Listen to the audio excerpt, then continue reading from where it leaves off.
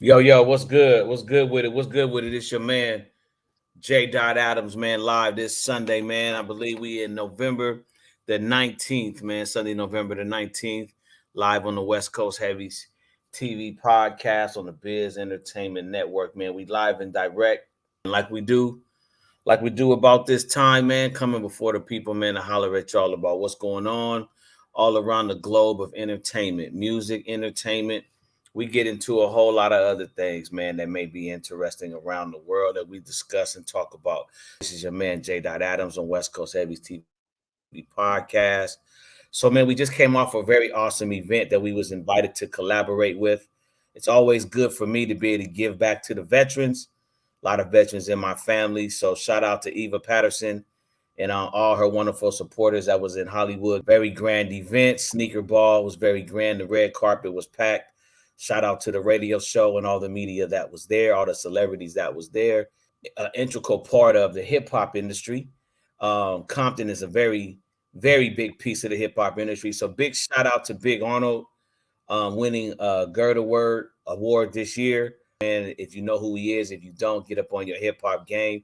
Working with the likes of Snoop Dogg, Das Dillinger, Corrupt for over 30 years in the game. Ruthless Records, one of Easy's collaborators and partners. Shout out, rest in peace to the big homie Easy. But I want to give a shout out to Big Arnold, man, because he was a very intricate part in my career, leading me to go away from signing with Death Row. At the time, Capitol wanted to sign me, East West Records, Death Row, and a few other record labels, and encouraged me to go my own way, do my own label. And then, of course, one of my attorneys, M80, won a GERD Award this year, man. So it was a real big shout out to the team. Very happy about that and appreciative, man. I want to bring Todd in, man, and see, man, how's everything going with you, man? Tell us a little bit about what you got going on, man. Man, yeah, like today I did a segment for a TV show that'll be airing sometime early next year on Roku TV. Yeah, just trying to stay busy, man. That's all I'm doing. And then still working on these beats for this collab album and seeing what we can do with that early next year. So, man, once again, man, you live, man, with J.Adams on the West Coast Heavies TV podcast on the Biz'Ent.Network, man. Brownstone, I believe, on 35th Street and like Park Avenue between Park. It's some brownstones down there. I believe 35th or 36th. And Mace was staying there, and I went to go meet him down there one day so we could bust a move. This is when he just signed with Bad Boy. He didn't even have an album out yet. He was just getting signed. And I went to use the bathroom, and it was a dildo on the bathroom sink. And when I came out, I asked him what's about. He like, that's homeboy's joint. You know, I don't know what it's about. He always have girls over here, but I don't know. I said, well, this one your sink. This your bathroom. You're using this bathroom. I don't know where his bathroom at. You know what I'm saying? So, and that's word to my son, because stop breathing. I swear to God. But you know what? Guys use dildos on girls sometimes. That's true. We seen some. But he said, I'm not saying he didn't. Right. Basically, that's coming with all of the backlash videos that Puffy is getting now that Cassie had filed her $30 million lawsuit. Forced sex acts, abuse, all types of crazy stuff, man.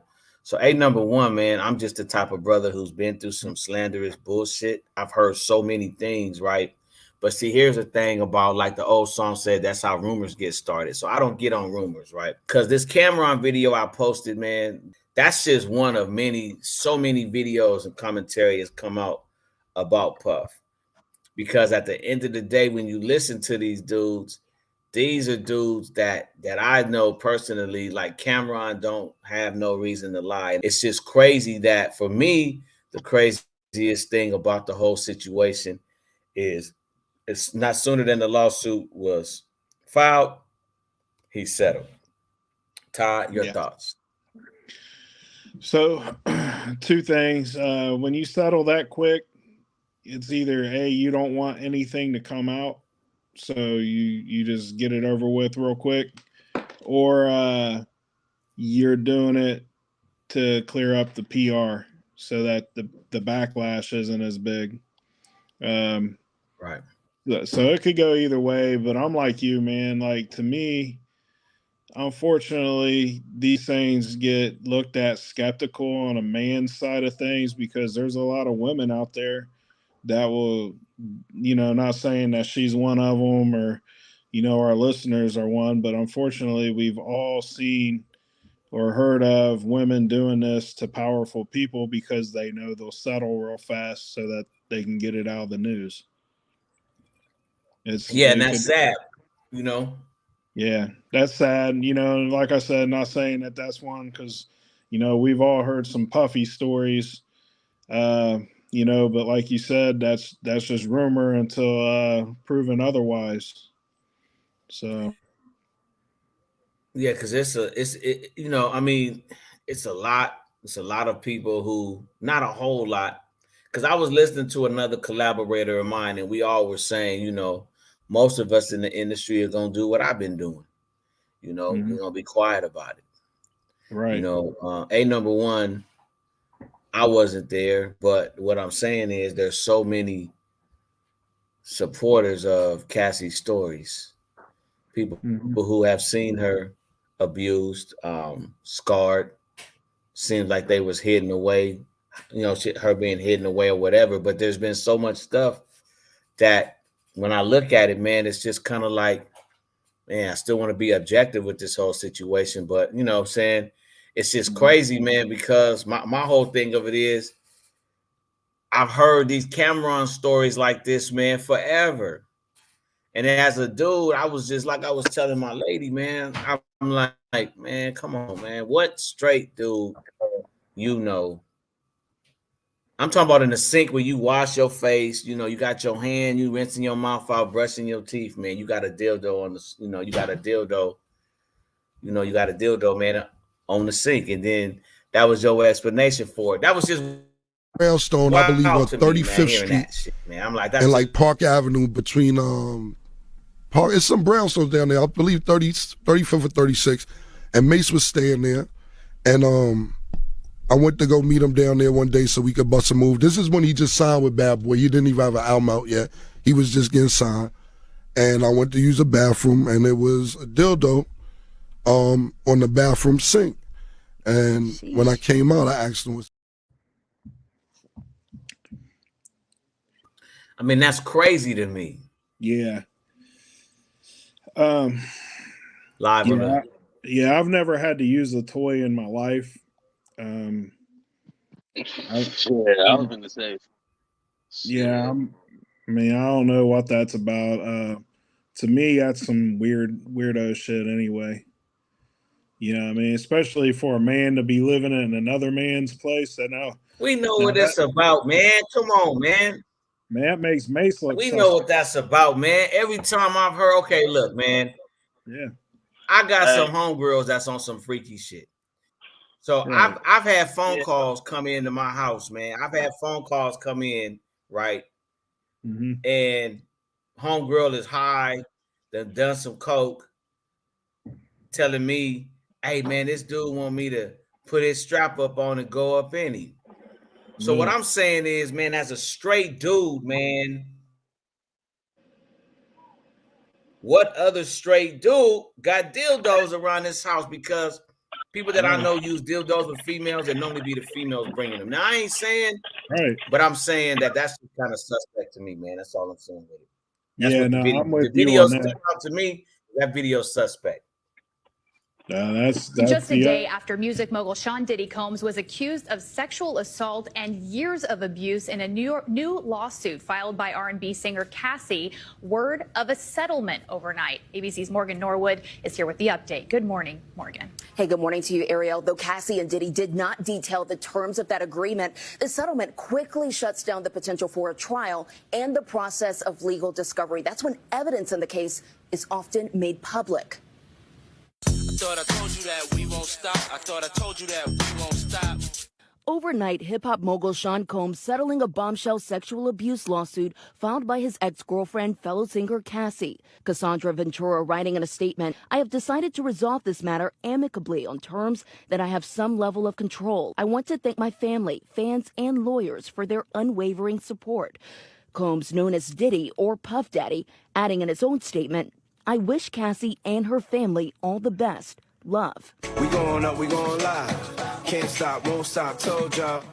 The settlement just one day after Ventura accused the singer of rape, domestic violence, and sex trafficking, citing controlling behavior that she says lasted over a decade while she was signed to Diddy's record label and the two were in a romantic relationship.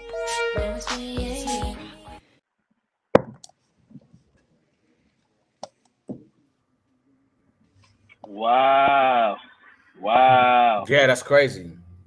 Yeah. Wow. Wow. Sex trafficking? Wow. Yeah. Damn. I see why he settled. How is he gonna beat that? So for those of you that don't know, they busted up a big sex trafficking ring out here in Ohio recently, and there were some people on there that were in the military, and I deliver my day job is a delivery driver on a military base, and it just so happens one of those guys I'm kind of familiar with, and human trafficking now encompasses Johns trying to solicit sex online. So wow. So that human trafficking thing could be him just trying to get a prostitute to all the way to him actually like picking up girls and selling them as sex slaves or something. You know what I mean? It's a wide range. It's like autism. There's a big spectrum on that now. So Right.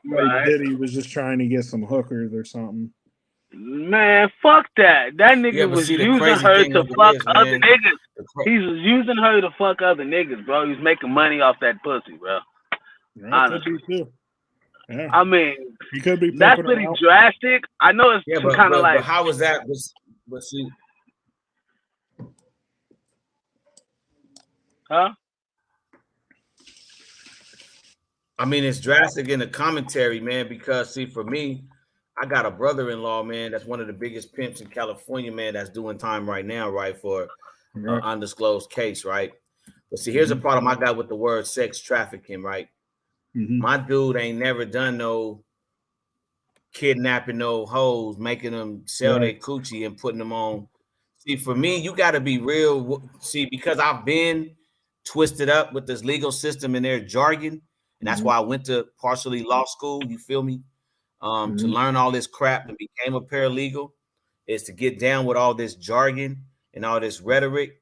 Because when you're saying sex trafficking, we're talking about illegally transporting people from one country or area to another for the purpose of sexual exploitation, where hoes and prostitutes are not being exploited, man, because they choosing. So I'm very cautious on that, to just call somebody to say Puffy was sex trafficking, because I'm a dude that's gonna always be. I like English, you know, and I like words. So when you say sex trafficking, man, that's some deep shit, man. To put that on that man, you know what I'm saying? Like, was he holding a gun to her head, or was you know? Because some people. You're absolutely right. I do not disagree. You know, because see, I just think the laws changed when they started. Right. Go ahead, Biz. No. I'm listening. And your phone is going in and out, so I can't tell when you talk. No, go ahead. Oh, okay. Go ahead. My bad. Hold on, I'm gonna fix it. Go ahead.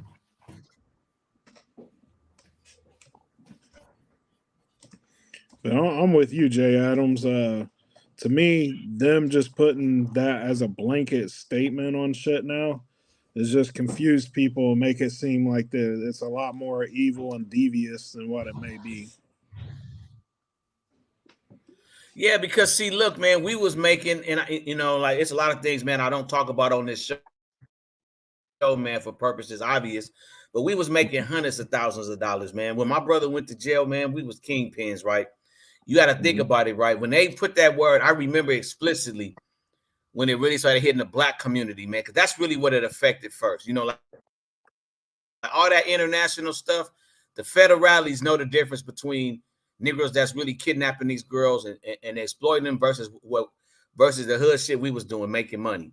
But when they hit that word trafficking, every Negro I knew got scared of pimping, solely because, man, it wasn't just a pimping and pandering case no more.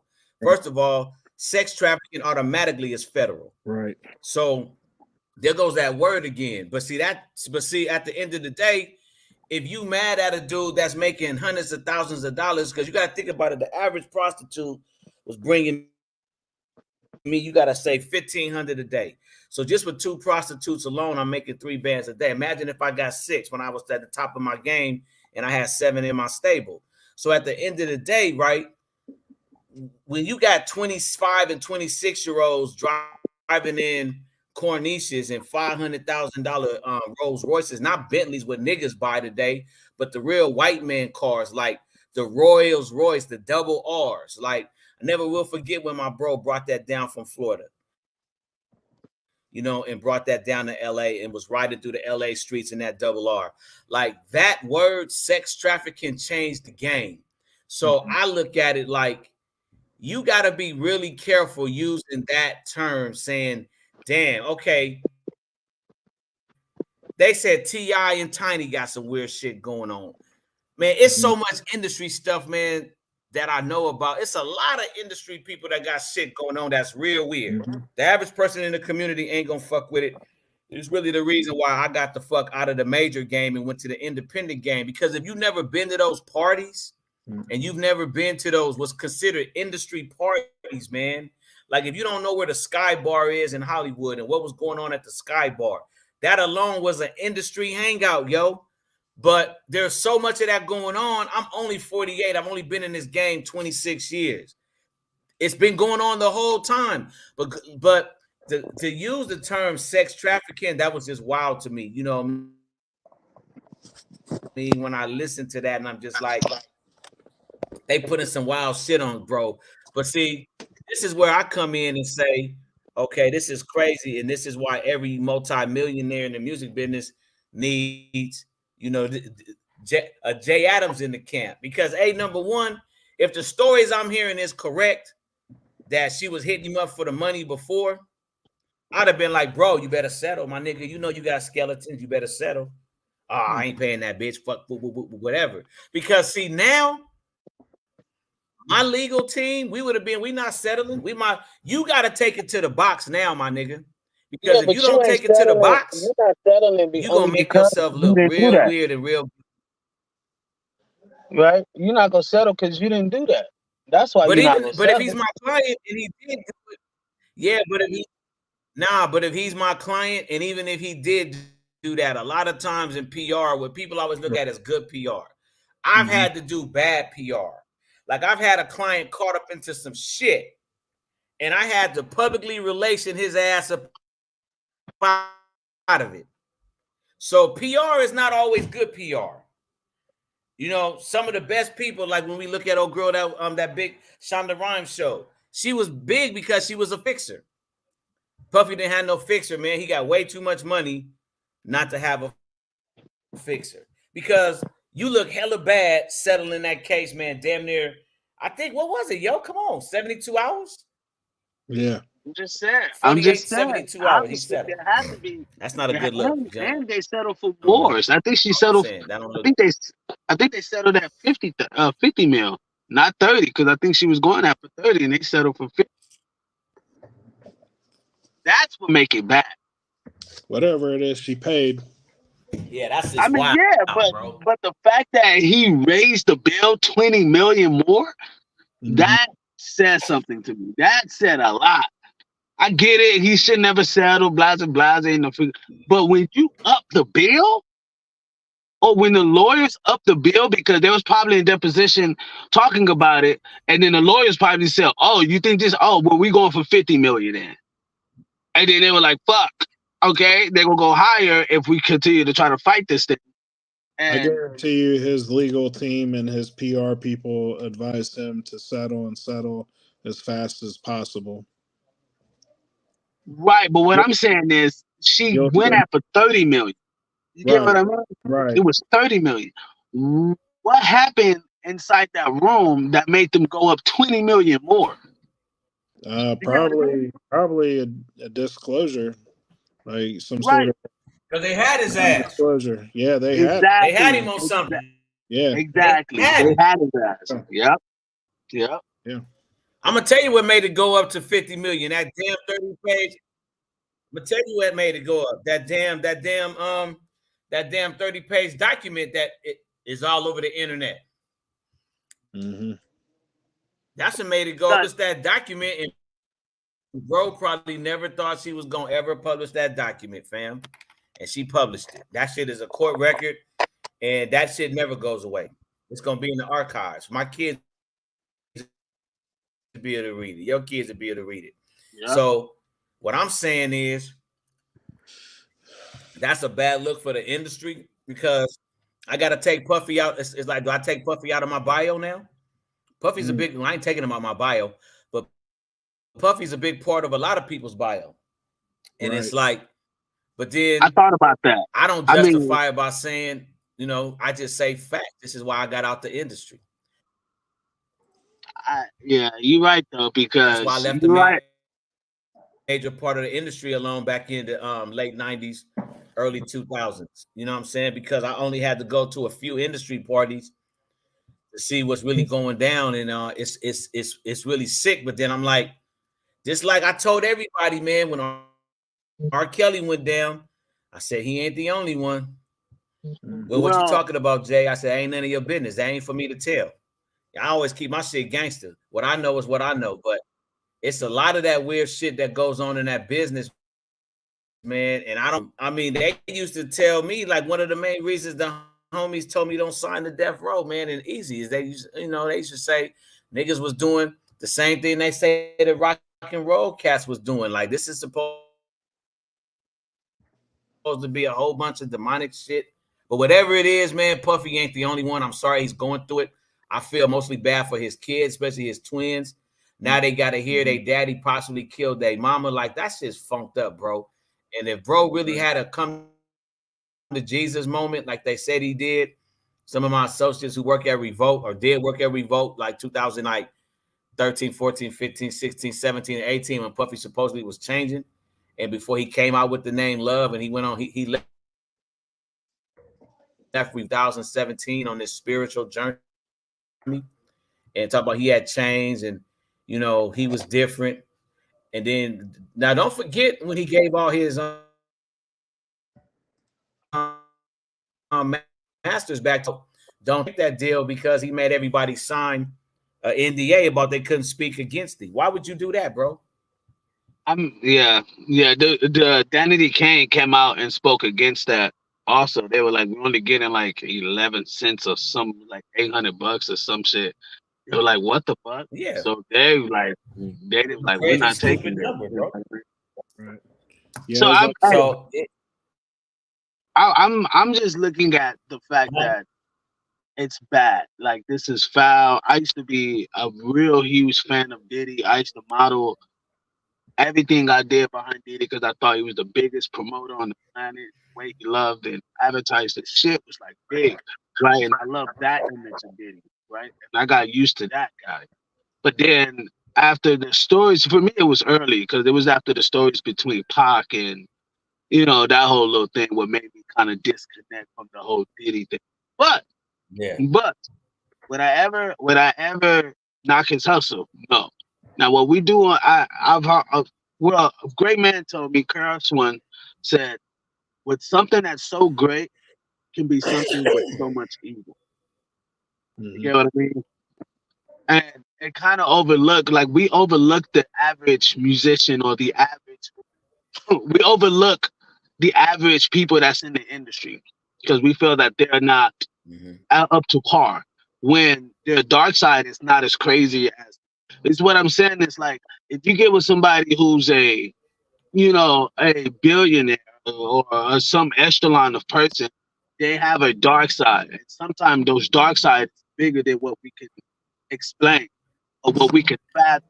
You know what I mean? Because they have the money and the access to do and get what they want and get deeper into it. You know, it's just like a person who loves, you know, this is pretty drastic, but it's like a person who loves pain. But now that they have money now, they can get more. They can please themselves. You get what I mean? Like you go into their room and they got like 50 shades of gray in their room. And you like, what the fuck? You know what I mean? 10 years ago, you weren't like this. But now you got some money, you just went crazy. You get what I mean? And so what that says, money just makes you more of the person who you are, right? It doesn't change them. It just makes that person more. If they were buying cookies, one cookie, you know what I mean, every day, then now they got money. Now they finna buy 20 cookies, 30 cookies a day now. You know what I mean? Because they got the web. It just makes you more of who you are now. You know what I mean? And so I just think this shows us who the person is. You know what I mean? I don't want to say no names, but we know who we're talking about. It just shows you who the person is, right? Like, it was hard for me to believe that Michael Jackson touched kids. It's really hard for me to believe that, right? But when you look at how things have gone, none of them, to me, none of them have came with actual facts. You get what I mean? And every time they settled, or it was always due to some backhand shit. And then these kids come out older now, like, Michael never touched me. My mom just did that type shit. Or, yeah, he never touched me. That was just the media force. You get what I mean? But you can see the results. You go talk to all the cats that was, you know what I mean, like, they're grown now. They're like, damn, they're almost 40 now. But when they've done videos on those cats, and they've all, like, disconnected with what the public have said about Michael. Like, no, Michael, that was just some media shit. That was some big power type shit. Well, guys, this ain't no big power type shit. This is Diddy and Cassie. You get what I mean? He actually fucked with this girl. This chick was his chick, from what we've seen. You get what I mean? And then now it comes out that he did all of these things, which I'm not saying he didn't. I'm not gonna sit here and say, oh, he didn't do that, because I dug into the Kim Porter story, and I dug into that bad boy deep. I ain't gonna lie, but your boy Diddy knew that book was going to demolish his fucking life. That book was everything that Kim Porter was coming out with. That book, it was massive. I'm not saying Diddy, you know what I mean? I'm not saying Diddy conspired to kill her or whatever. I'm not saying none of that. I'm just saying gooses know the difference between a duck. You get what I mean? They know a goose egg between a motherfucking duck egg. And if you understand what I mean, then you know that shit is way too close to Diddy. Way too close. You get what I mean? And those are the things I'm like, well, shit. Now, Cassie, the other chicks, remember that girl D? He was dating a chick named D that was from the group, was from, I believe, Danny D. Kane, I believe. He was dating one of the chicks from there. She's came out and said some shit. You get what I mean? Like sometimes we don't think about the resume. We just like, oh my God, he's a huge star, so fuck it. You know what I mean? Oh, they got a lot of money and they could put me on and blah, blah, blah. I was like, how many niggas do Diddy? Because a lot of niggas came through Diddy and made it huge in the industry, right? You said it earlier, JAdams, that Diddy's a powerful dude. And you don't want to just take his name off your resume because it says a lot. You know what I mean? Because of his infrastructure that has been built. You get what I mean?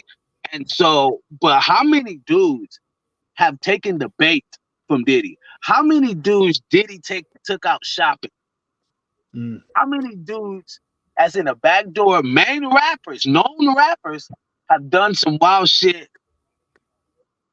And there's been speculations, like it came out, but because of media and because of pictures and because of time, it's get overlooked, right? I've heard now, don't get me wrong. Yeah.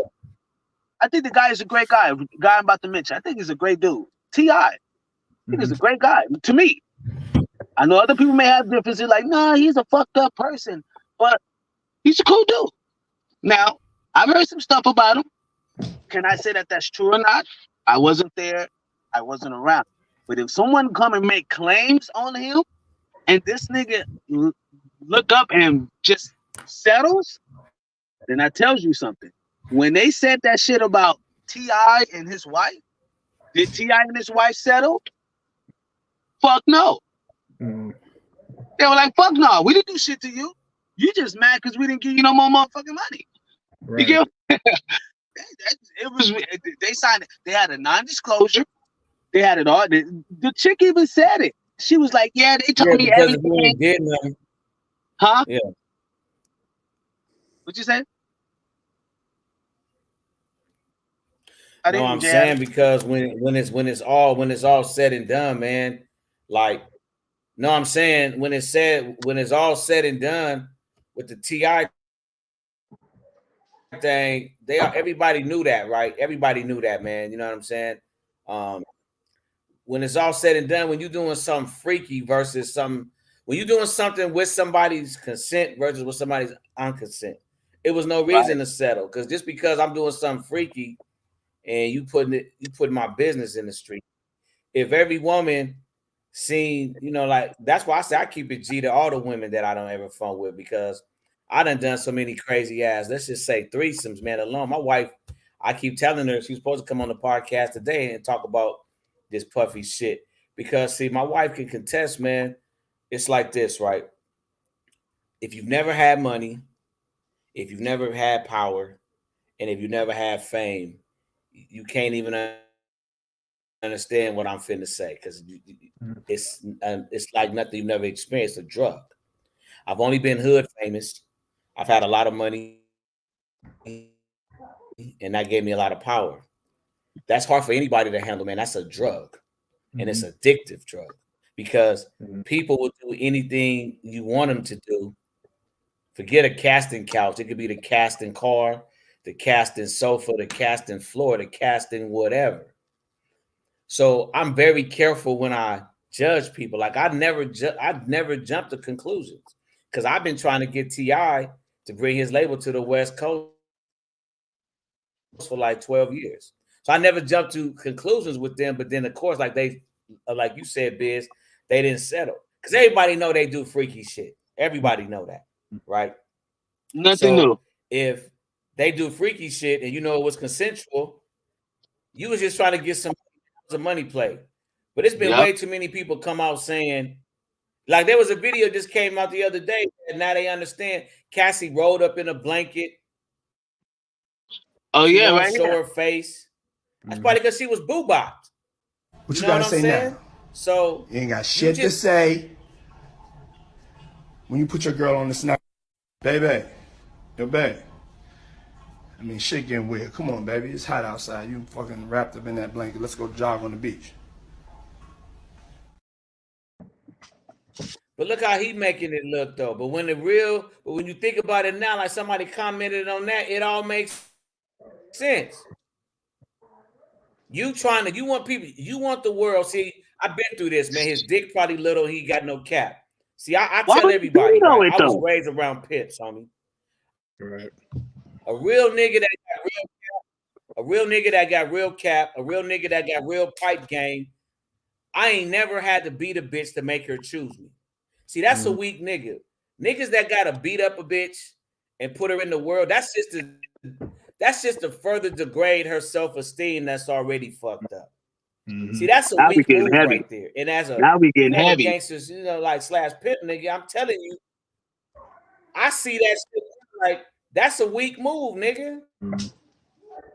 Heavy. Because Cassie's a beautiful woman. Why would she want to show her face, my nigga? Why?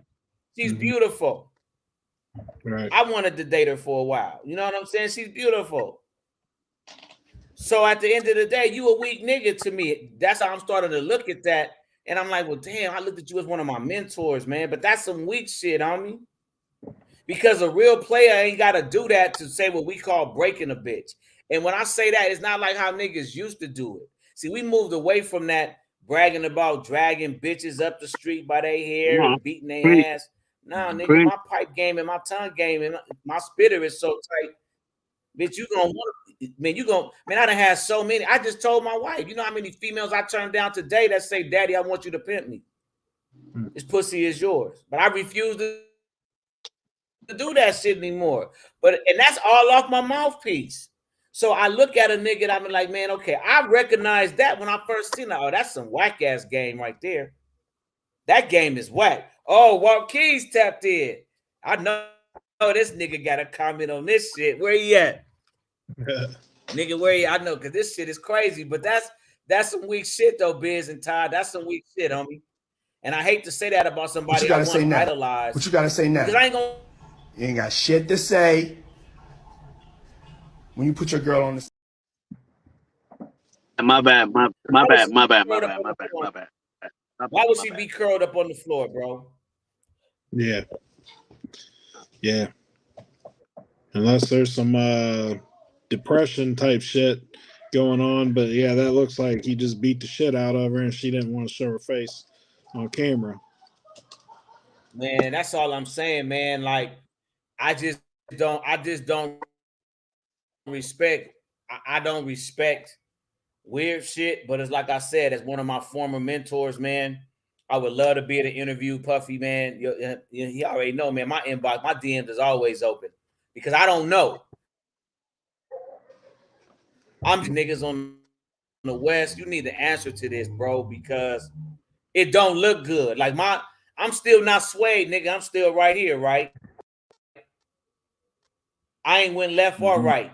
But what I'm saying is, though, it don't look good, man. It don't look good what's coming out, man. And you need to step forward, man. Now ain't the time to go hide in that big ass mansion. You know, whether you out here in LA or you out there in South Beach, nigga, now ain't the time. You need to come talk to the people who really fuck with you. Cause this shit look hella weird, nigga. Because first of all, if I'm correct, which I heard a conversation I wasn't supposed to hear, so I know Baby Lane, I know Orlando was involved in Pac shootings, and I know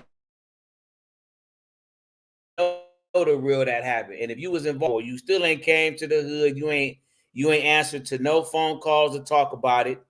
Now this is some more bullshit, man. It's like, come on, man. Look, bro, look. With the shit going on today, man, we can't afford to be beating on no women, man, and forcing them to do, because women, look, bro, girls and women is really being kidnapped and really being sold as sex slaves. Ain't shit cool about that at all. So we can't be condoning none of that bullshit that really is happening. And if you really ain't got nothing to hide, my nigga, you need to answer for this shit and clear this shit up. Because I'm not going to be with shackling up no female, bronze paper bagging her ass. Nah, man, and making her doing what she don't want to do. I'm never going to be with that, homie. That's some weak ass shit. So at the end of the day, you know, it's weak to me. The nigga need to step up, man, because it's with all love and due respect. A nigga not finna ask you no 8-ball questions to try to backdoor you. Nigga, I just want to know. Off the record. What you gotta say now? You ain't got shit to say. I've been looking. When you put your girl on the snap, baby, yo, babe. I mean, shit getting weird. People, keep up, keep up, keep up. We got in this room, we go from room to room. This is what made Bad Boy. We go from room to room up in this bitch. Oh, who's this? No. Who's this? Who's this? Who's this? Say what's up to the people. Hi, people. Say what's up to the people. That shit is bright. Say what's up to people. Hey, people. That's Cass right there. She's in the vocal booth doing what she gotta do. Come on, come on, come on. We in the studio, and this girl in the studio, and she's singing, but the girl is Cassie at the time. I don't really know what's going on. I just know she's a big singer. I'm not a musician. I'm not a music guy at this time. I'm not into music. I'm just there with Shy, literally make sure Shy all right. I know like the popping people. While they been telling us like before we even get to the studio with him and Cassie in the studio, Wale was already telling us like, man, we better go to the studio with Cassie. Man, Diddy be acting crazy over her. Diddy don't want nobody working around her, so y'all make sure y'all don't look at her too wild or make her feel uncomfortable. Or if you see her security guys with her, just prepping us on how crazy Diddy act over her. Like any guys that's around her in her vicinity, while Diddy not around, he kirks off, he goes off. We make it through the session. We probably like an hour in the session, like an hour into the session, maybe two. Her and Wale doing what they do in the studio, but they helping each other. It's just professional, y'all. It ain't nothing like, they ain't doing nothing weird. I don't feel no weird vibes. I don't see no flirting or nothing. It's really professional. They making good music. So I'm off, not paying no attention. I've been heard what he told me before we walk in here about Diddy be tripping, but I'm just thinking like Diddy be tripping. I swear to God, y'all, Diddy and his security guards walked through this room. I told y'all. But I don't know. I guess they weren't supposed to be there doing it in person together. They were supposed to send it or whatever, but they was trying to keep and do it in person together because they ain't thinking Diddy gonna pop up in here. Like, Diddy probably somewhere living his natural born life. At least that's what they thought. I swear, y'all, Diddy got like little secret people that follow her places. Like when she go in little restaurants, like his girlfriends, like he keep eyes on to see who they cheating on. Like he that crazy. It's some obsessive Diddy. Like it's crazy. The world know about it though. Like the crazy parties, Diddy be crazy over them girls. Like super duper stalking. Like he be having private investigators following him. No niggas can't go around him. He very controlling. I swear to God.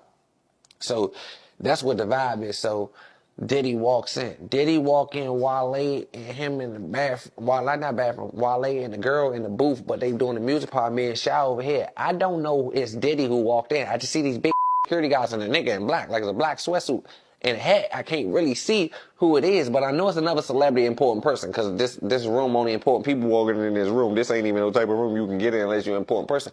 But he came in with aggression. They moving. But I seen security guards with him, so I knew it wasn't nothing for us. Like, it was no threat to us or me or Shy. It was like control because they had to get in. They had to go through all this so you know it's somebody.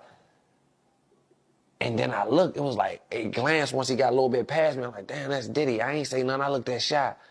Shy looked at me. I was not about to run in there. First of all, time I'm here with Shy. I'm just not about to run in there and say Wale and be like, Wale, Diddy come. That was Adam. I would have died. Like, that's out of my control. First of all, this Puff Daddy. I promise you. I don't know what gangsta I do in the street.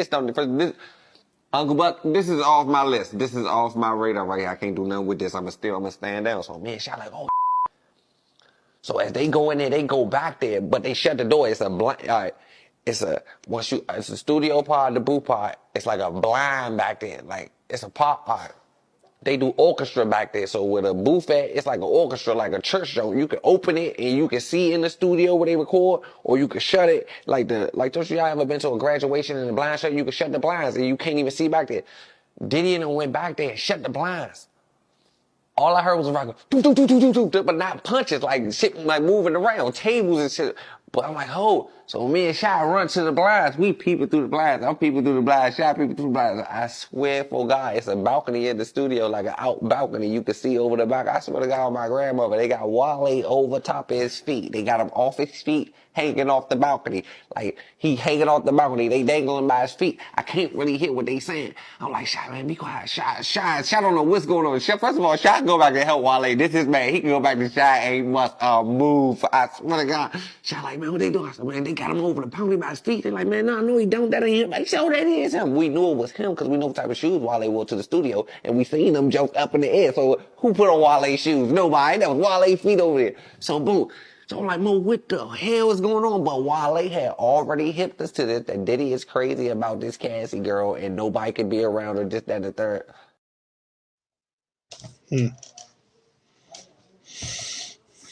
That's crazy, man. I wonder what year was that? Because Wale hang with goons and now he got goons. I wonder what year was that? Because ain't there nigga hanging me. I better be dead. Ain't there nigga hanging me over no balcony. So what year was that, man? That's some crazy ass shit, man. But see, all these videos. Oh my mama, if that was your boy Biz, and that happened, and I'm just helping out with a song, and the nigga I've had something not close. It was a little bit of that way. He got upset. He was just drunk and shit. But that type of shit, oh no, they would have had to just beat the shit out of me and throw me over the mountain because it wouldn't have went down like, and it would have been the case. Like it would have been because it wouldn't have went down like that. Fuck no. You got me fucked up. For one, you got me fucked up, and then for two, for these niggas to be in the fucking studio and your boys not tell you, your boys not like warn you, like kind of like yo, what's good? You know what I mean?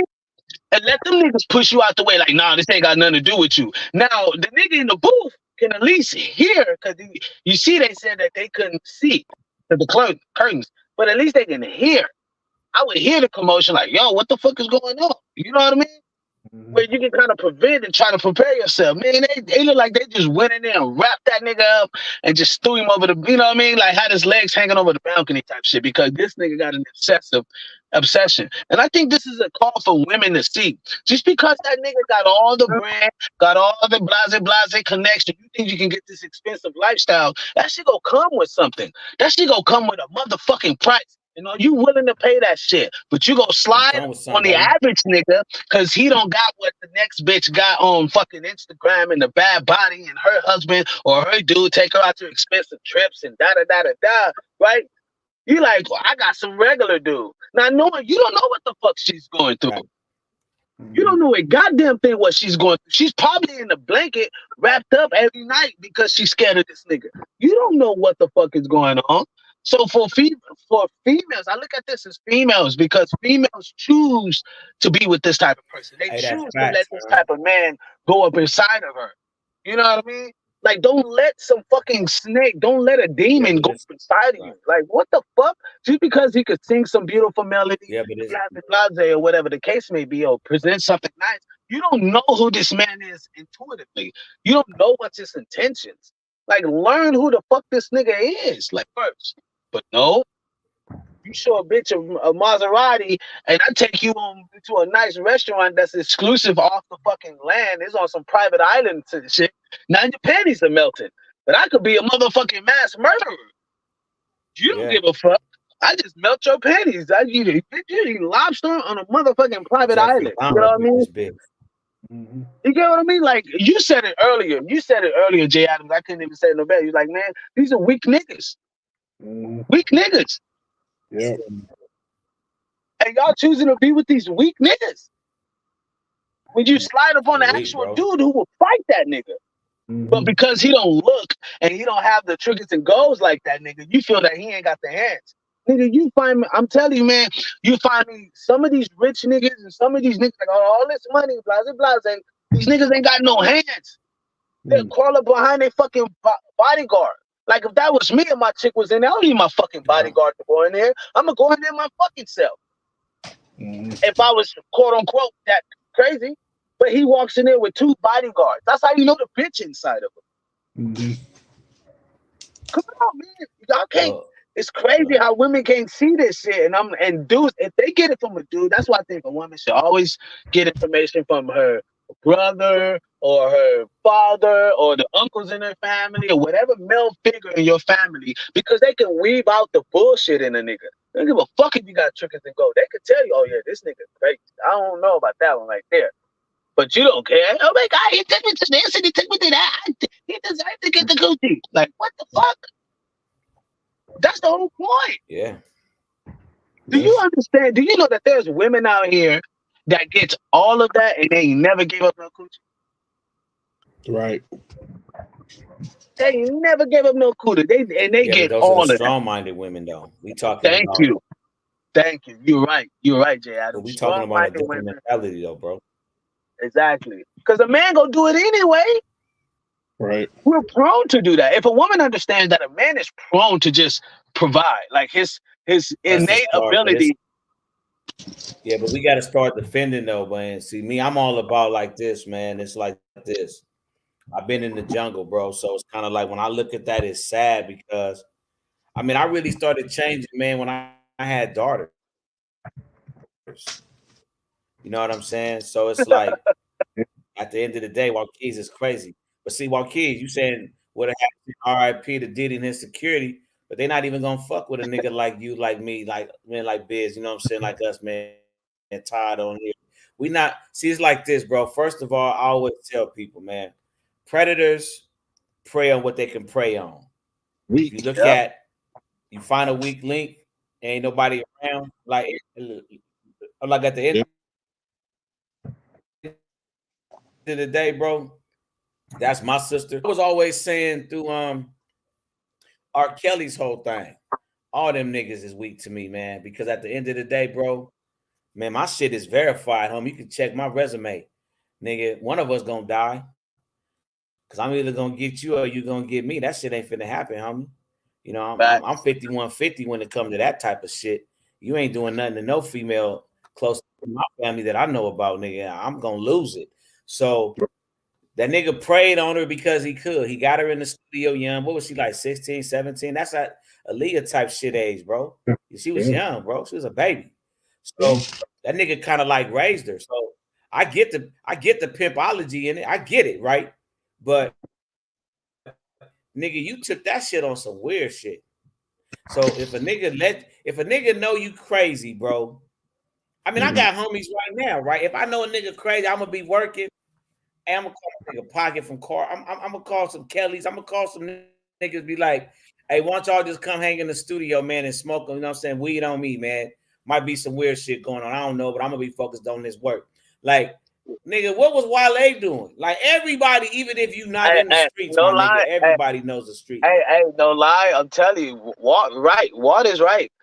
Diddy and them would not have made it out. If that was me in that studio, Diddy and them would have not have made it out that studio. And that's fucked up to say. It's very fucked up to say because it's like you're promoting violence and you're keeping on. But it's so true, though. It's so true. Just the type of person we are, he would not have made it out of that fucking studio. Not in that sense where he would have been deleted or something. But it would have been everything in that studio would have been fucked. He would have had a whole nother bill to pay, bro. I wouldn't have made it. The homies wouldn't have made it. They would. Somebody wouldn't have made it out. Is what I'm saying. Hey, that motherfucking room would be legendary right now. In the studio with who? Some dudes that watch me get food box. Right. Yeah. We turn everybody to Swiss cheese. I mean, that's Wale's on some real. Wallace saying some real shit. Wale should have known if Diddy's that crazy over chick, he should have had some goons with him. Should have had. Man, you gotta. That's how you know Wale, like this, bro. That's how you know Wale ain't got no right now. Ain't got no muscle. Right. He got vanilla iced. Man, look, bro. I go in the studio right now, man. First of all, bro. Yeah, that's some crazy shit, bro. Hey, you know what? I wouldn't even be promoting that video, man. That dude make himself look bad. I would stop promoting that video, man. I wouldn't even put that video out like that, bro. He ain't making just Wale look bad. Because Wale was probably young. We don't know what year this was. Wale ain't never been no reputable anyway, so we don't know what year this was. Hey, I'm saying, man. Hey, JAdams. You know, like in LA. I'll give you know, like LA, bro. I'm gonna fuck if you motherfucking 13.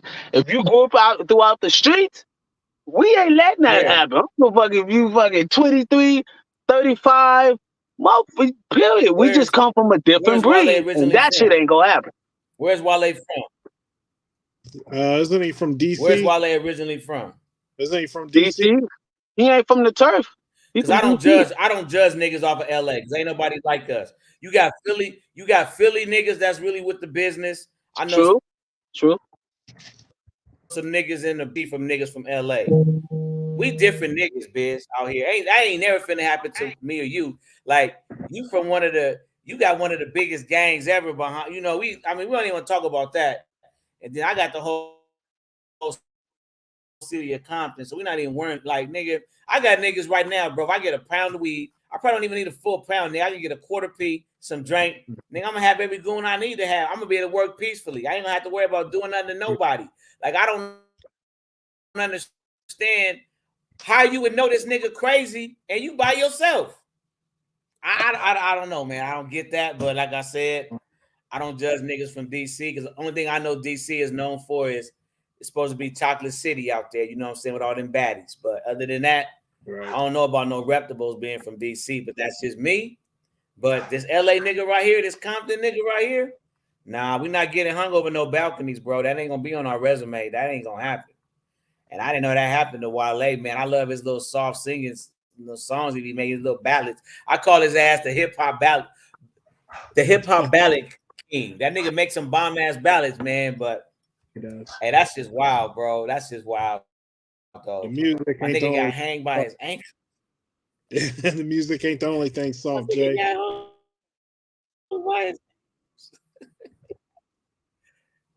hung by his ankle. So. Hey, bro, Once the change fall out your pockets, bro, once you get hung, because we call that the change fell out your pockets. How high up was this? Was this like a balcony in the first story where dude ain't like really concerned? Or is this up like 8 stories and dude's dying if he gets dropped? You know what I mean? What's the level of urgency by getting hung upside down out there? Hey, for real. Yeah.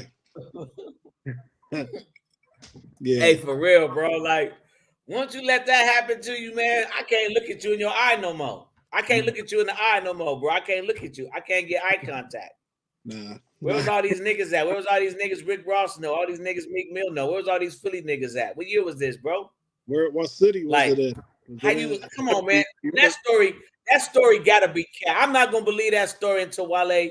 Man, hit my DMs, man. Come on this show, man. Westcoast Heavies TV podcast, man. Biz'Ent.Network. I'm not gonna believe that bullshit. Yeah, because we had respect for you. That story was good for conversation. Wale didn't get hung over no basketball. Nah, he didn't get vanilla-ized. Man, come on, man. I don't want to hear you got the change falling out your pockets, bro. It's raining downstairs because Wale hanging over the banister, man. I don't want to hear about that. That's cold. His lyrics, man. His lyrics Vanilla Ice, I believe that shit. I know homies that was there, you know what I'm saying, at the time of that. Lyric sheet, man, everything, man. Nigga lost his writing pen, everything. Yeah, his lyrics are out in the middle of the street now. That's done floated down there on somebody. Somebody got some free lyrics. Done dropped bro. That's weak. That's all bad. In his pocket, done all fell bad. out. Glasses. Hey, that's all bad, man. But yeah, man, I feel bad for. Yeah, that's all bad, bro. If that really happened. Yeah, but you know, a lot of things though today too, man, which is kind of messed up. Yeah. Because a lot of this stuff today, man, is just like, man, that didn't need to come out. Dude probably needed. I mean, I don't know, but I'm just saying on some G shit. That ain't no G story, but it's a good story because it was great content for us. It was funny as hell to me. But I'm just saying, when I think about the. Hey, come on, my nigga. Just think about did he have dreads then? Was his dreads like, come on, nigga, when your dreads is suspended in midair, homie, your life is in that nigga's hands. That nigga could fart and accidentally drop you. They had him looking like a mop hanging off the balcony. I'm just saying that ain't a good. That's not a good look. Yeah, he looking like a mop hanging off the balcony, bro. Damn. And I'm like, man, it's like Walkie said, man, how them Negroes make it up out of there, though? Right. I don't know. Yeah. I don't know, but that's funny, man. That's some funny ass shit, man. I have to change it. That's some funny ass shit. Swiffer.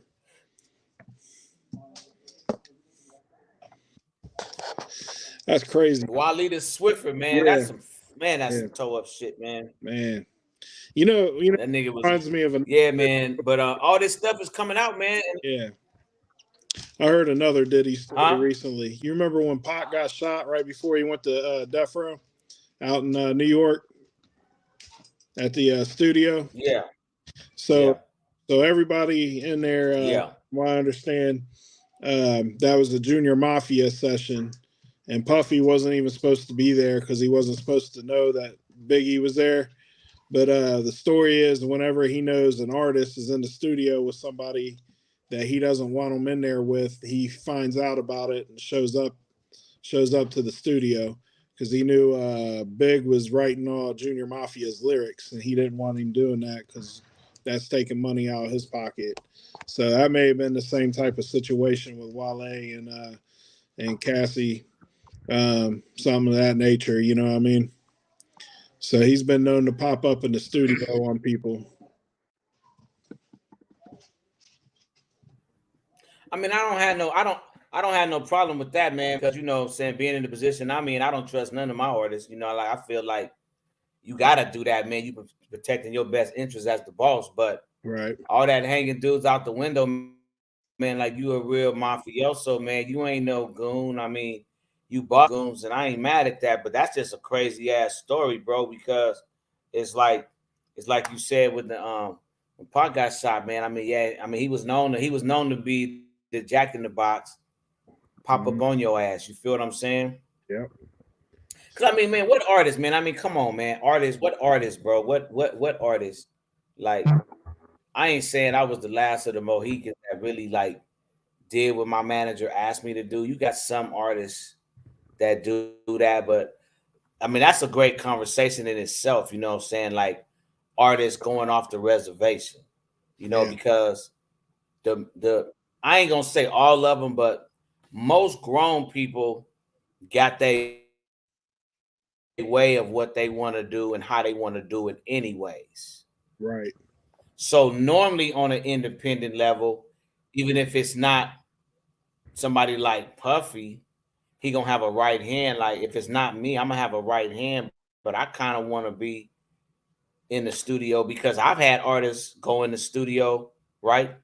Mm-hmm. And my other artist was just there. And next thing I know, they trying to jump on songs together. That's not what this night was about. That's not what this studio's built out for. That's not on the budget sheet for the night. So a lot of artists do what they want to do. So as a label, you gotta protect yourself from that. Mm-hmm. You know, I'm going into 2024, and probably every session I do will probably be with one of my two lawyers, with three lawyers. Mm-hmm. I'm getting ready to hire my third lawyer.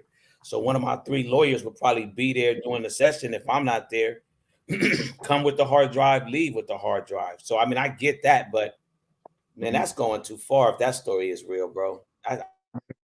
I mean, damn, now we from Vanilla Ice. I ain't never heard that before. I wonder why I never heard that.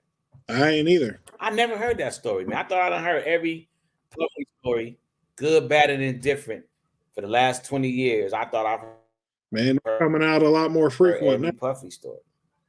But I'm gonna be real with you though, bro. I knew I could make just as much money.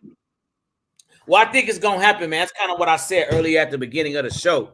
Is what I hate about it for Puffy is I feel like more and more of this is gonna come out. Right. You know what I'm saying? I feel like we're gonna hear more and more about this. My wife said it probably only gonna last a week. I said, nah, baby, this is good for a month at least. This is content. It's gonna be going for a little bit. Look, I mean, we're talking about it. It's content. Yeah. Anybody with anything. This ain't gonna die because he's settled, man. It ain't gonna die. Yeah. They're gonna end up on all the podcasts and Negroes got see.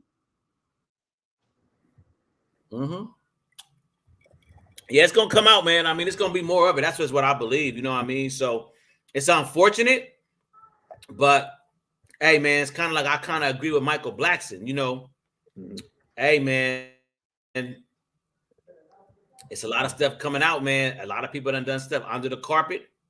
Sometimes you got to know when to walk away, man. You done got away for years with some BS. Right. And if you know you got away with it, God dang it. Right. Got away. You need to be the nicest dude on the block. You need, yeah. You go on the OJ you don't route, need to keep walking like you untouchable. You need to. Done got away with some. You know you got away, man. You know what I'm saying? People So around hang you now. What you say? Got a bad connection. I can't hear you. What you say? I was just saying you got to hang low. You know what I mean? Yeah, you got to, bro. Pause. Yep, you got to though. You know what I'm saying? Just make your money, man. Like, you know, first of all, man. I mean, come on, man. I mean, you know, at the end of the day, you know, it's like, man. However you look at it, man, you've been very fortunate in your career. You conquered a lot of things, man, from music to entertainment. Now television, you know what I'm saying, Revolt TV. You got the liquor stuff going on with Ciroc, man.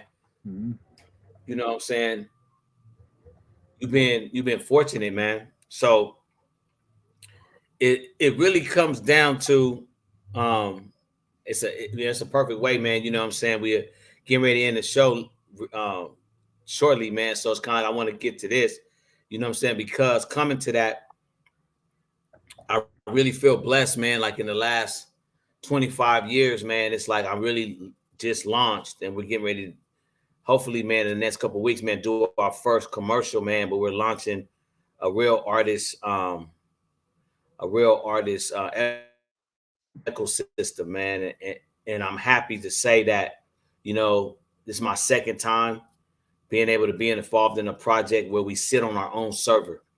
So we can't be canceled. It's our shit. It's not YouTube server. It ain't Facebook server. You know, Meta server who owns Facebook and Instagram and the glasses, you know what I'm saying, and all of that. But we'll really be able to be in true partnership with these platforms because once again, we want to put artists in a situation where they don't necessarily need that BS. Because see, here's the thing, man. I've been that artist, right? I've been that artist that when I was an artist and when I was an actor, besides some, you know, like you never know.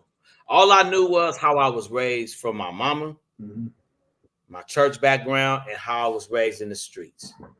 So I wasn't raised to do no weird stuff. Right? But as an artist, you never know what you're going to run into. I think the main reason I left mainstream and didn't sign mainstream with the education of Big Arnold, because I wouldn't have been what I am today. But when I went gospel, you know, the money that I was able to make just on touring and doing festivals and concerts and conventions, I mean, that took my music halfway around the world. That took me as an artist halfway around the world. And artists today, and I'm looking at Cassie's instance, and I'm looking at a lot of artists, right? Like what Biz said, artists want to get on so bad. Some artists want to get on so bad.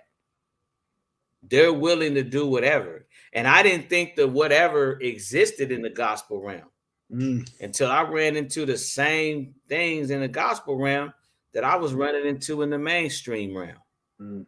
But not everybody has the ability to turn down hundreds of thousands of dollars, millions of dollars. Like I gave up millions of dollars of opportunity, man. To be able to sit here at 48 and said I kept it real my whole career. I ain't done no weird stuff to get nothing. I ain't done no weird stuff to get on. Can't nothing come out about me because I ain't done nothing, right? Right. I've always wanted to be in a position because you can't help everybody. You can't save everybody. I realize that now. Even artists that I give opportunities to, like I'm promoting that segment that I want to keep promoting until I get tired of it because it's real. Because you said it best. Artists will pay for a good sound because they can touch that, right? They'll pay for quality beats because they can touch that. But they don't know that you don't get 500,000 streams today. You don't get tour opportunities today. You don't get where Boosie is today. Because mind you, we're not making no more Boosies no more. We're not making no more TIs no more. Like, and when I say that is the music business model has changed. It's never going back to how it was. So you're never going to get those real hard record sales anymore. So Boosie is a superstar. We're not building superstars anymore. We don't have A&R departments at labels anymore. Right. I mean, artist development departments. They don't have time for that. So the new A&R department is just the new analytical dude. He's me. That's what I do. I'm the analytical dude. I go across the internet every day. Analytically, I'm the analytical sorcerer. I'm looking for analytics. That's what we do in music. I want to know what's popular and what's already moving. That way, if I come through and put some money through, it's gonna move more and make the game is totally changed today. So the average artist, the average independent record label doesn't know that because the average person doing business today in music, they weren't signed in the 90s. And I tell people, right, if you weren't signed in the 90s, 2000s, you don't know the music business. So this is why, like, when I get eventually our times link up and we have time, this is why I'm going to eventually encourage artists to get the music business in 10 Easy Lessons by my attorney, Ben McClain. Because I tell people, right, this is what I'm telling in 2024. I've always said, before you consult with me, you got to read Kashif's book, Everything You Better Know About the Music Business. Donald Passman's book, Everything You Should Know About the Business. Why? Kashif, one of my former clients, may he rest in peace. My last show with him was at the Catalina Jazz Club. Damn, I almost got choked up in Hollywood. That was my last show. That was Kashif's last show was with your man, JAdams. Yes, your man. singer, songwriter extraordinaire. Look him up. The man that wrote everything you better know about the music business. Because, man, 10 times out of 10 in the last 3 years, when I talk to artists, none of them have read that book. That's sad. That's free game. It's not even that expensive online anymore because it's an old book. He's deceased. May he rest in peace. Donald Passman's book is one of the best books about the music business because there's many more, but these are the ones, you know, and then Steve Stout has a book, but you have to read these to even talk to me because I can't talk to you from an ignorant standpoint because you shouldn't be in the music business if you're ignorant. And that's not a diss because all ignorant means is lack of knowledge. But if you get those books, and then by now, my other lawyer, Ben McClain, The Music Business in 10 Easy Lessons, because he talks about the deal, copyright, trademarks, brand agreements, publishing, music licensing, management, the record deal, royalties, distribution, investors. You need that. So it's kind of like artists today. I was telling an artist the other day, if I come out of retirement, I was like, I'm going to embarrass you artists. I said, well, what I know with technology, what you guys got in the palm of your hand, if I drop a song right now, I'm going to embarrass you. If I come out of retirement, because I'm going to go platinum on streaming, I'm going to go probably 3-4 million on YouTube. I'm going to kill all the social media, and I'm going to go on tour. So he was like, man, I've been begging you to do a song with me. I said, why would I do a song with you, bro? How does that benefit me? If I'm going to do a song, I'm going to go get a hook from Kirk Franklin. I'm going to go call my boy Chili from the Gospel Gangsters and be like, hey, bro, everybody's gone but you and me. Let's me and you write a song and let's go get at Kirk and let's do this thing. Mm-hmm. That's where I'm going to go. If I'm going to get back in the music business again and drop a song like I want to, I've been talking to my producer. He's been working on beat. I got some stuff that I've been working on, but I haven't wanted to do it really until now. I'm really getting goosebumps now because I'm really thinking about doing it because in the music business, you get killed today with the knowledge I know. And artists today, the sad part of it is I had to go to my board of directors and I had to beg. Mm-hmm. I had to be like, man, I agree with my boy Todd said. I've been watching my videos and out of all my videos, Todd said some real shit in this video. Niggas don't want to pay for what I know. And what I know is I value it at $150 to $300 an hour. Niggas don't want to pay for that. So I don't want to give it away for free. So why don't y'all help me create an ecosystem just for artists' music that can really network with each other, really do what Facebook was supposed to do without all the added stress, with all the added drama. And then I had to give him my business plan from when I was involved with Ning.com. And that was a bomb ecosystem. I don't know if you remember Ning.com, Todd, back in like around, well, I was using it in 2012.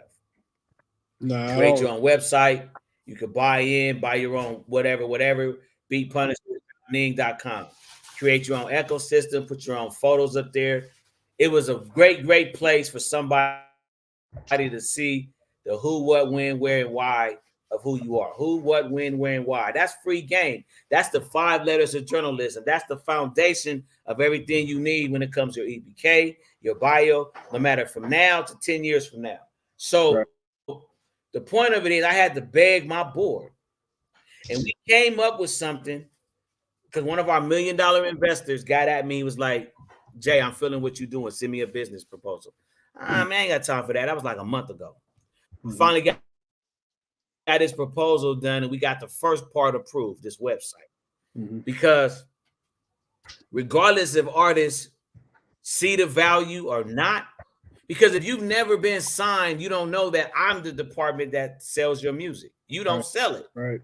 You need a marketing director because I'm the guy that pushes the advertising, the PR, the social media, we call new media, social media, whatever, the visuals.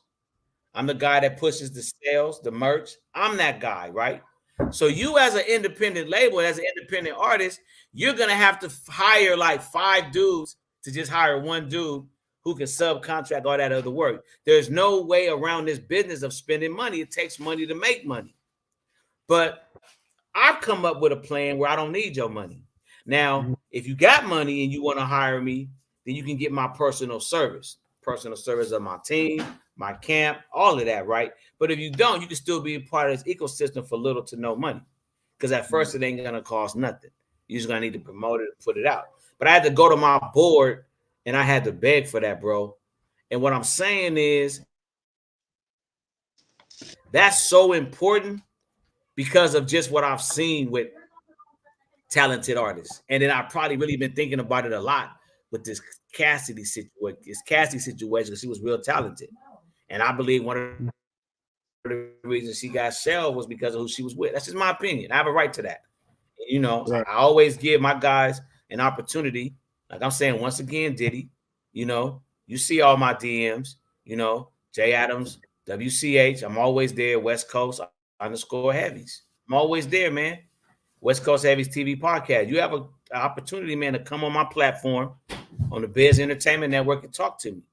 But I feel a lot of so-called gatekeepers, you know, are doing some shady shit. And see, here's the thing that a lot of gatekeepers don't know, that me as a gatekeeper, I understand. There's 195 countries, bro, if I'm not mistaken, 195. I didn't say cities, I said countries. Mm-hmm. And out of those 195 countries, I can take your music to any of them and translate it. That's 195 different countries that we could do business with outside of just the United States of America. There's so much money in this business. There's no need in this day today, in 2023, there's no need to allow anyone to shelve you. It's impossible. Right. Yeah. So there's no excuse today is what I'm saying. Mm-hmm. Artists have to educate themselves, man.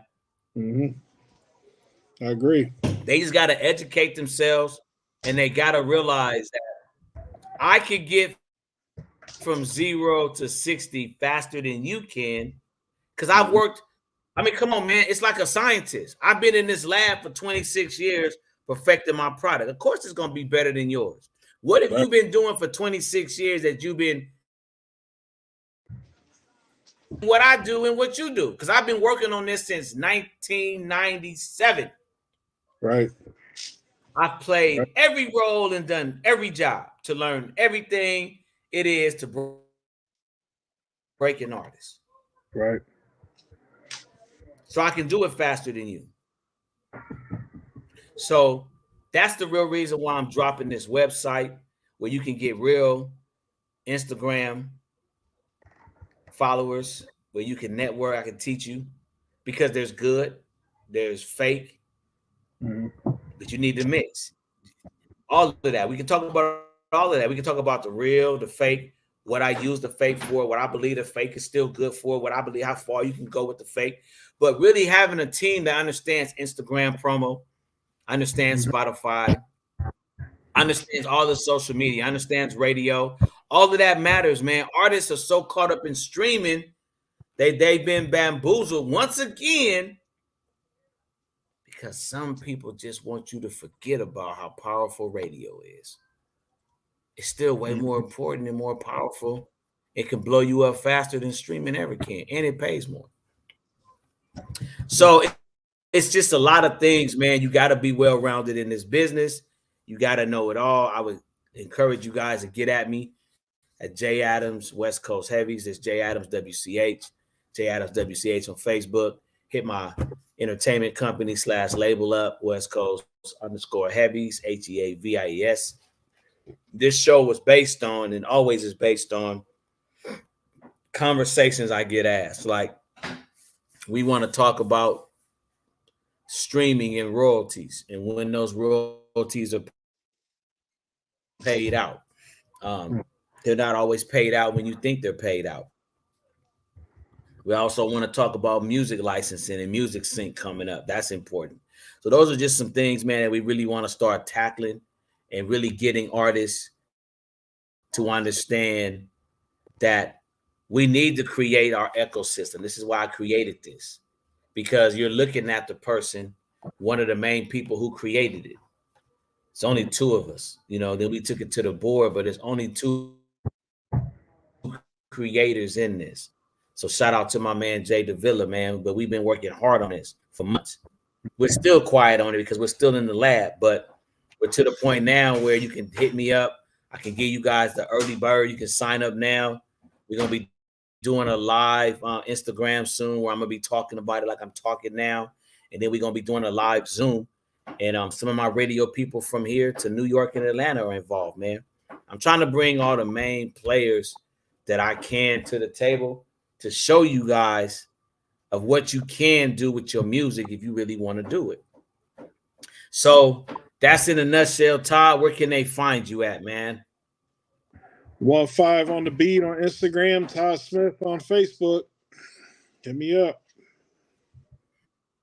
Man, that's what's up, man. So once again, it's your man, JAdams, man, Todd Smith, man. It's the West Coast Heavies TV podcast. Live, man, on the Biz'Ent.Network. We're growing and grooving. No disrespect to anybody out there. When I said that, you know what it means. At the end of the day, we're going to another level, 2024.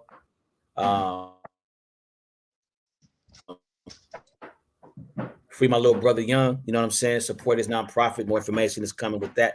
Pimp It Ain't Dead, and the show ain't easy, but free my nigga though. So we're gonna get it, man. We're gonna be bringing y'all more information about everything we got going on. Truth got new shows coming up. We got big things coming up for the Grammys. We got big things coming up for Fashion Week in LA. We got big things coming up for BET. You don't want to miss none of that. We did big last year, but we're going to another level, man. So shout out to my whole team. Too many of y'all to mention, but I love all of y'all, man. Promo Kings is coming back. So for all your promotional needs, your security needs, promoters, security, bottle girls, whatever you need, man, tap in with us, 310-438-0763, 310-438-0763, or JAdams, WCH. Man, Biz got a show coming up too, man. Next month. I'm excited about that. He didn't talk about that. His ass snuck out before I could grill him on that shit because he's supposed to send me that shit first. But I seen how he put it in the caption. That's a slick nigga, man. You know, nigga didn't talk about it, but he so slid it in there.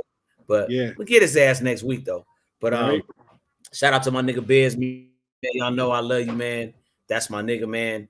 If you don't get no bigger, man, I love you, man. That's my nigga. He's doing a lot of awesome shit.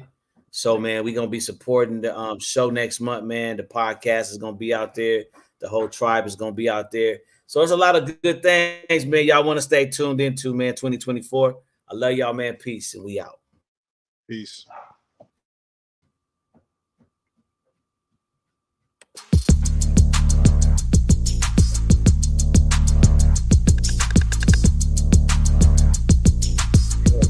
Hour 34.